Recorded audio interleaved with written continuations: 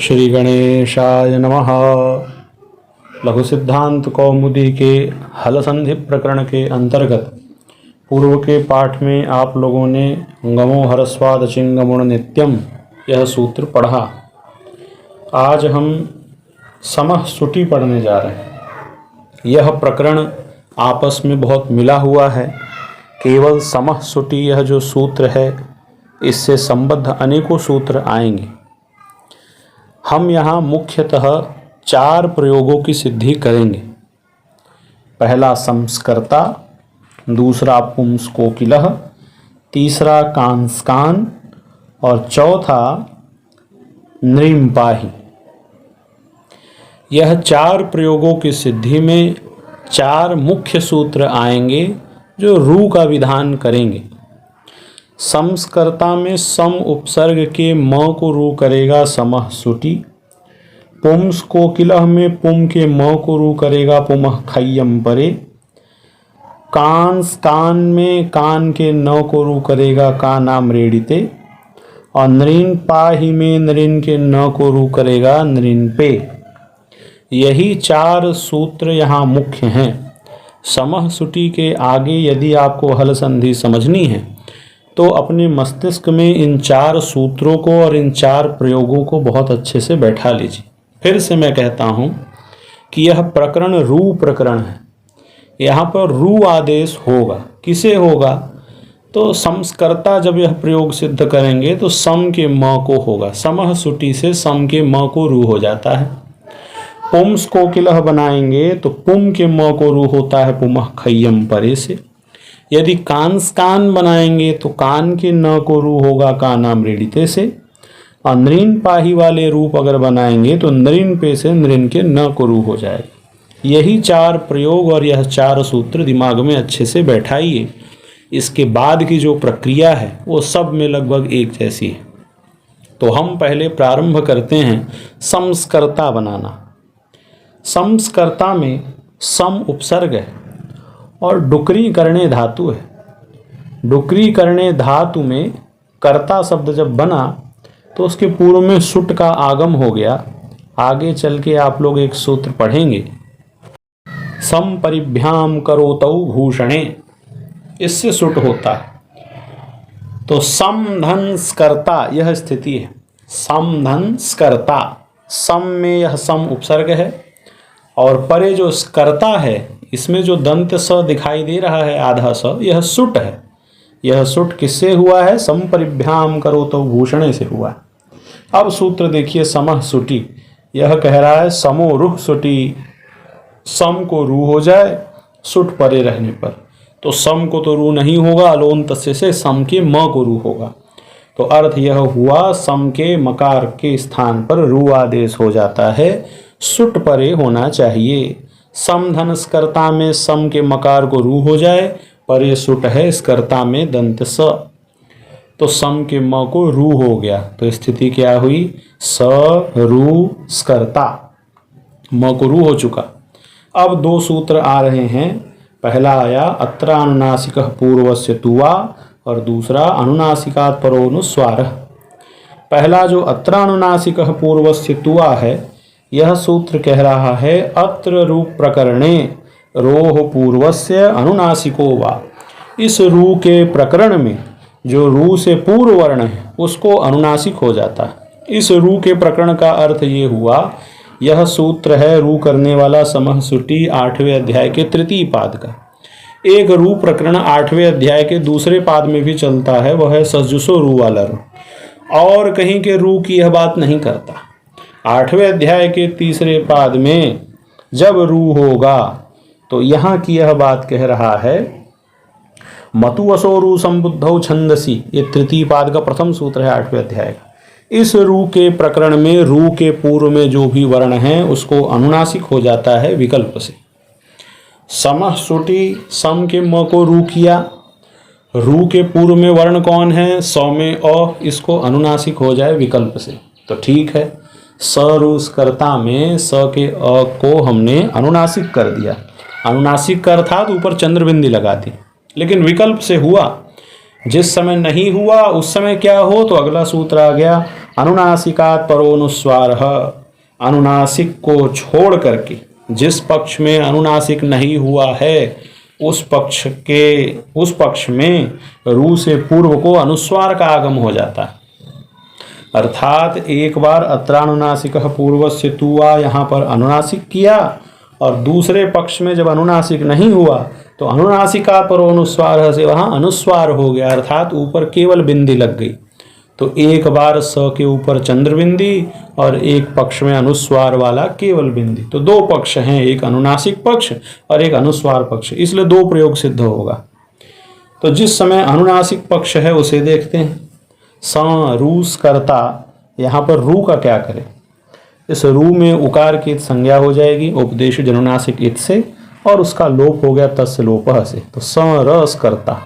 इस रेफ का क्या करें, इस रेफ के लिए सूत्र आया खर अवसानयोर विसर्जनीय, खरि अवसाने च पदान्तस्य रेफस्य विसर्गः। खर परे हो या फिर अवसान हो तो पदांत रेफ को विसर्ग हो जाता है। यह जो सम है यह उपसर्ग है, अव्यय है, अव्यय होने से यह सुबंत भी है, इसे पदांत माना जाता है। उसी सम के म के स्थान पर रू हुआ है तो यह रू भी पदांत हुआ। तो जो रेफ है यह भी पदांत है। पदांत रेफ को विसर्ग होता है, क्या परे रहते, या तो परे खर प्रत्याहार हो या अवसान हो। अवसान किसे कहते हैं यह आप अजंत पुल्लिंग में पढ़ेंगे, विरामो वसानम, जहाँ कोई वर्ण नहीं होता, वर्णों के अभाव की अवसान संज्ञा होती है। तो यहाँ पर स र स्कर्ता में इस रेफ से परे अवसान तो नहीं है लेकिन खर प्रत्याहार है दंत स, तो इस रेफ को क्या हो जाए, विसर्ग हो जाए। खर वसान्योर विसर्जनीय सूत्र से विसर्ग हो गया और अनुनासिक स में विसर्ग लगा करके संस्कर्ता ऐसा प्रयोग बना। अनुस्वार वाले पक्ष में भी संस्कर्ता ऐसा रूप बनेगा। अब जब यह विसर्ग हो गया तो एक सूत्र है विसर्जनीयस्य सः, यही नीचे सूत्र है, लघु सिद्धांत कौमुदी में यही दिया है। यह सूत्र विसर्ग संधि में फिर से आएगा। विसर्जनीयस्य सः कहता है खर प्रत्याहार परे हो तो विसर्ग को स हो जाता है।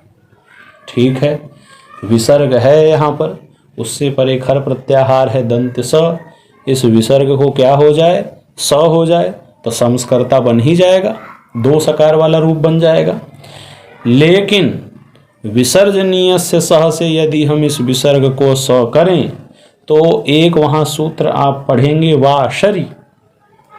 वाशरी कहता है शर परे रहते विसर्ग को विसर्ग ही होता है विकल्प से। अर्थात अगर विसर्जनीय से सह यहाँ स करेगा तब हमारे अभिष्ट रूप की सिद्धि, संस्कर्ता की सिद्धि तो हो जाएगी, लेकिन वासरी से विकल्प से सिद्धि होगी। एक बार विसर्ग वाला रूप रह जाएगा और एक बार दंत स वाला रूप रह जाएगा, जबकि हमें केवल दंत स वाला रूप चाहिए, विकल्प से विसर्ग वाला रूप नहीं चाहिए। इसीलिए हम इस विसर्ग को स विसर्जनीय से सह से नहीं कर सकते। यदि विसर्जनीय से सह से इस विसर्ग को स करेंगे तो हमें दो दो रूप मिलेंगे, एक बार विसर्ग वाला एक बार स वाला, जबकि हमें केवल स वाला चाहिए। तो वार्तिक कार कात्यायन ने वार्तिक बनाया सम पुम का नाम सो वक्तव्य। सम पुम और कान इनके विसर्ग को जो स होता है वह नित्य होता है, वह विकल्प से नहीं होता है। संपुम कान शब्दों के विसर्ग को सकार आदेश होता है।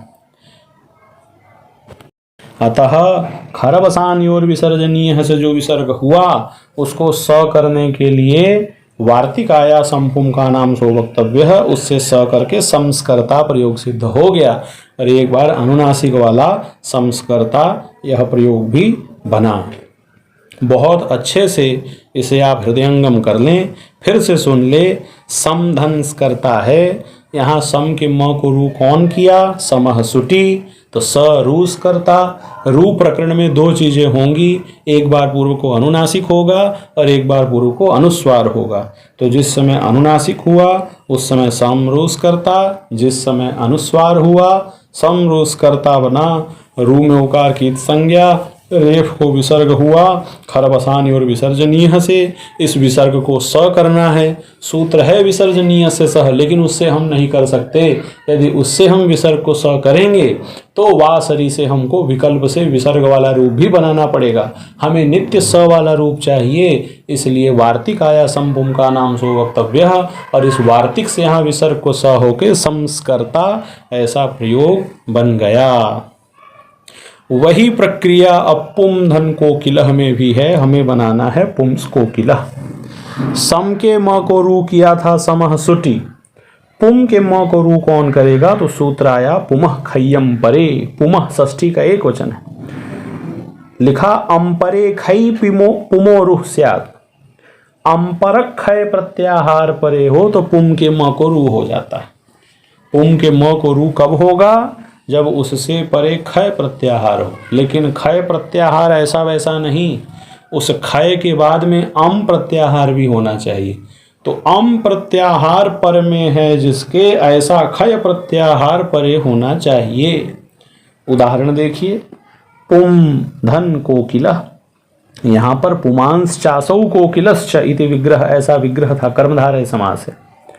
इसका अर्थ हुआ पुरुष मोर, ऐसा मोर जो पुल्लिंग हो। तो यहाँ पुम धन कोकिलः, ऐसी स्थिति में पुम के म को रू हो जाए, क्योंकि परे जो कोकिलह में क है वह खय प्रत्याहार में आता है। खय प्रत्याहार में वर्गों के प्रथम और द्वितीय अक्षर आते हैं। उससे परे अम प्रत्याहार है को में ओकार, तो यह जो को है यह अम्परक खय है क। तो पुम के म को रू हो जाए, पू रू कोकिलह। अब जैसी जैसी प्रक्रिया आपने स रूस कर्ता में की थी, वही वही प्रक्रिया पूरी पू रू कोकिलह में होगी। रू के पूर्व को एक बार अनुस्वार और एक बार अनुनासिक, उसके बाद में उस रेफ को विसर्ग खरबसान और विसर्जनीय से। जब पुह धन को किलह बन गया तो हमें विसर्ग को स करके पुंस को किलह बनाना है। विसर्ग को स किससे करें? हमारे पास एक सूत्र है पाणिनि जी का, विसर्जनीय से सह। विसर्ग को स हो जाता है खर प्रत्याहार परे रहते, खर प्रत्याहार परे है क, इस विसर्ग को स हो जाए। संस्कर्ता की तरह यहाँ वा शरी नहीं आएगा, क्योंकि वा शरी कहता है शर परे रहते विकल्प से विसर्ग वाला रूप होगा। यहाँ तो शर परे नहीं है, जब शर परे नहीं है तो विसर्जनीय से स हो जाए, नित्य हो जाएगा, लेकिन ऐसा नहीं है। जिस प्रकार से विसर्जनीय से सह को वाशरी बाधता है, उसी प्रकार से एक और सूत्र बाधता है, वह है कुप्पोह अहक अहपौच। वो कहता है विसर्ग से परे यदि कवर्ग और पवर्ग है तो उस विसर्ग को विकल्प से अहक अहपौ हो जाता है, और एक बार विसर्ग भी होता है। ये अहक अहपौ क्या है? यही जिह्वा मूली और उपधमानी है। फिर से सुनिए, यदि विसर्ग से परे कवर्ग या पवर्ग में कोई वर्ण है तो उस विसर्ग को विकल्प से अहक अहपौ अर्थात जिह्वामूली और उपधमानीय हो जाएंगे, अर्ध विसर्ग हो जाएगा, और एक बार चाद विसर्ग भी होगा। ऐसी स्थिति में पोह धन को किलह में विसर्ग को स हम सूत्र से नहीं कर सकते, क्योंकि यदि विसर्जनीय से सह यहाँ आएगा स करने तो उसे बाध लेगा कुप्पोह अहकह पौच, और इस विसर्ग को एक बार विसर्ग रहने देगा और एक बार अर्ध विसर्ग बना देगा, लेकिन स तो कथमपि नहीं करेगा, और हमें स वाला रूप पुंस को किलह चाहिए। इसीलिए इस वार्तिक की उपयोगिता आई। संपुम का नाम सो वक्तव्य, पुम वाले विसर्ग को स ही होगा और स होके पुंस को किलह बन जाता है। ऐसे ही अब तीसरा प्रयोग आएगा कान कान। यद्यपि अभी हमें पढ़ना चाहिए न शब्द प्रसाद, लेकिन यह जो वार्तिक है संपुम का नाम सो वक्तव्य है, इससे हम सम पुम और कान इन तीनों प्रयोगों को एक साथ यहाँ समझ लें, इससे यह पूर्ण विषय हृदयंगम हो जाएगा। इसलिए हम पहले अब कान वाला उदाहरण देखते हैं। किम शब्द के द्वितीया के बहुवचन में बनेगा कान, और उस कान को नित्य विपसयोः सूत्र से द्वित्व होता है, तो बनता है कान कान। कोई पूछ रहा है कौन कौन, यह कान कान जब बना तो इस द्वित्व में पर की आम्रेडित संज्ञा होती है। सूत्र है तस्य परमाम्रेडितम, वृत्ति में लिखा द्विरुक्तस्य परमाम्रेडितम स्यात्। जब दो बार कहा जाए तो उस पर वाले की आम्रेडित संज्ञा होती। दो बार कब कहा जाता है? सर्वस्य द्वे, यहाँ द्वित्व का अधिकार है, यहाँ पर द्विरुक्त होता है। सूत्र है नित्य विप्सयोः, इससे द्वित्व होता है। तो यहाँ पर कान को द्वित्व नित्य विप्सयोः से हुआ, और दो बार कान होने के बाद जो पर वाला कान है उसकी हो गई आम्रेडित संज्ञा। हमने कई प्रकार की संज्ञाएं पढ़ी, अब एक हमने संज्ञा पढ़ ली आम्रेडित संज्ञा। किसकी आम्रेडित संज्ञा होती है? जहाँ भी द्वित्व होगा, दो बार कहा जाएगा, उसमें पर वाले की आम्रेडित संज्ञा हो जाएगी। तो कान धन कान में जो पर वाला कान है वह है आम्रेडित। अब कान के न को रू करने वाला सूत्र आ गया, कानाम्रेडिते। कहता है कान नकारस्य रुः स्याद् आम्रेडिते, कान के नकार को रू होता है, आम्रेडित परे रहते। तो कान धन कान में पहले वाला जो प्रथम वाला कान है उसके नकार को रू हो गया, क्योंकि उससे परे आम्रेडित संज्ञक कान परे है। तो न को रू होने के बाद बना कारू कान। अब कारू कान में वही प्रक्रिया होगी जो आपने संस्कर्ता में की और पुंस कोकिलः में की। कान की न को रू करने के बाद पूर्व को एक बार अनुनासिक और एक बार अनुस्वार, उस मध्य वाले रू को विसर्ग, काह कान काम कान बना। और उस विसर्ग को स करने के लिए अब यहाँ विसर्जनीयस्य सह की प्राप्ति तो थी, लेकिन विसर्जनीयस्य सह को बाध रहा था कुप्पोह अह का अह पौच। इसे यहीं पढ़ लीजिए। काह कान ऐसी स्थिति होने के बाद हमें इस विसर्ग को स करके कामस्कान बनाना है, लेकिन इस विसर्ग को स कौन करे? यदि विसर्जनीयस्य सह से यहाँ विसर्ग को स करेंगे तो वाशरी तो बाधने नहीं आएगा, क्योंकि परे शर नहीं है, लेकिन वही पुह कोकिलः वाली स्थिति के जैसे यहाँ कुप्पोह अह का अह पौच आएगा, और इस विसर्ग को कवर्ग परे रहते एक बार विसर्ग रहने देगा और एक बार अर्ध विसर्ग कर देगा, स कभी नहीं करेगा। और हमें चाहिए स वाला रूप, इसलिए संपुम का नाम सो वक्तव्य है। इस वार्तिक की सहायता से यहाँ नित्य सकार होकर के दो रूप सिद्ध हुए, अनुस्वार और अनुनासिक वाले, कामस्कान और कांस्कान। इस प्रकार से हमने तीन प्रयोगों को जाना, संस्कर्ता, पुंस कोकिलः और कामस्कान। इसके जितने सूत्र हैं उनको क्रम से तैयार कर लीजिए, फिर अगले पाठ में हम आगे कक्षा में आगे पढ़ेंगे।